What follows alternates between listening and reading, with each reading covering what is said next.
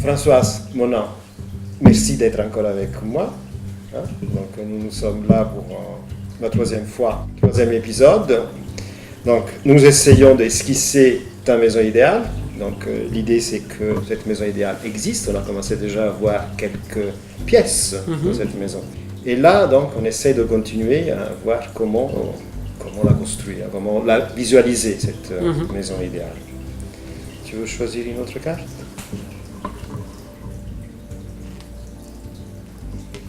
Ah, là, on va vraiment dans le matériel. Jusqu'à ce moment, c'était les ronces et le brouillard. Là, on est sous une coupole, un panthéon. C'est l'idée de la représentation de la voûte céleste. Donc, depuis toujours, les hommes, ils ont essayé de bâtir un toit et de donner forme au vide à l'intérieur des constructions. Donc, c'est l'idée du Panthéon, évidemment, celui de Rome, c'est le plus visible. C'était au 1er siècle, Jésus-Christ, la plus grande coupole de l'histoire de l'humanité. Et c'est cette idée toujours de représenter le ciel à la fois, mais aussi le vide qui est entre la terre et le ciel. C'est l'idée, par exemple, dans l'iconographie égyptienne, c'est Nout, c'est la voûte céleste, c'est une femme qui est totalement parsemée d'étoiles, et qui est sous Djeb, sous la terre, dans une forme qui englobe, mais il y a toujours un vide. Il y a toujours cette idée d'espace vide. Et dans le point de vue architectural, c'est drôle, parce que cette coupole est une chose qui va dans la culture d'une époque. Donc, représente beaucoup l'imaginaire technologique, culturel d'une époque.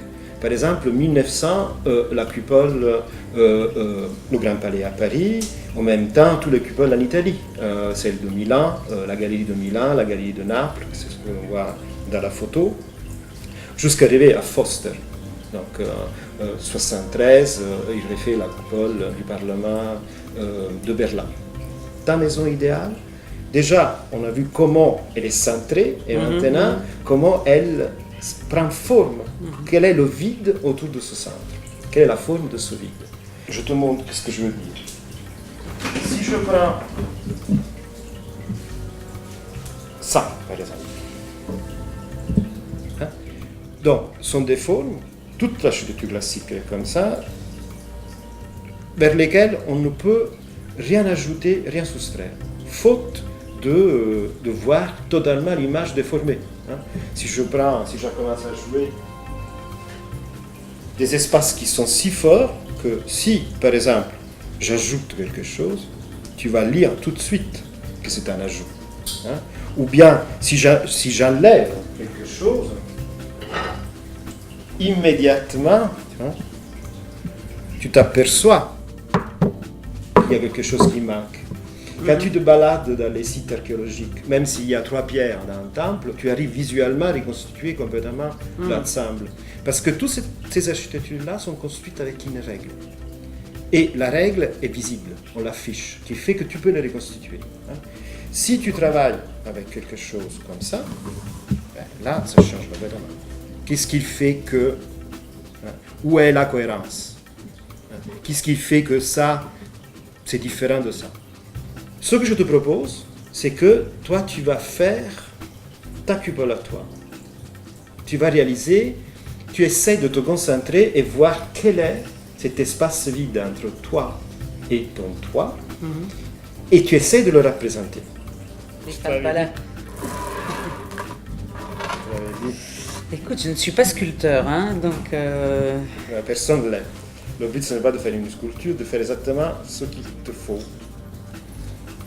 En plus, je fais confiance à mon architecte, donc je vais faire une coupole.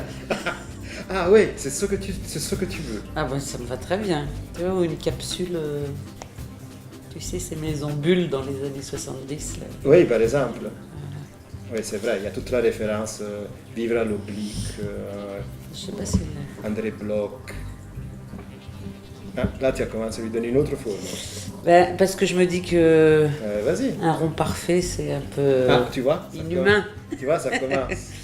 Voilà, on va faire un tipi, tu vois, quelque chose comme ça. Non? Ah ben, tu vois, ça change déjà. Ce n'est plus la coupole, c'est déjà autre chose. Non, allez, je vais te faire un sein, voilà. Ça m'irait bien d'habiter dans un sein. Dans un sein. Voilà. Tu vois, je vais te faire un petit... Ça t'irait bien? Alors, maintenant, on va faire une chose. On va essayer de la formaliser. Alors, on va voir. Donc, Elle est un peu pointue quand même. Un peu. Andrea, s'il te plaît, j'ai besoin d'un pot d'eau. Il y avait un dessin comme ça d'ailleurs, je sais pas, du XVIIe siècle.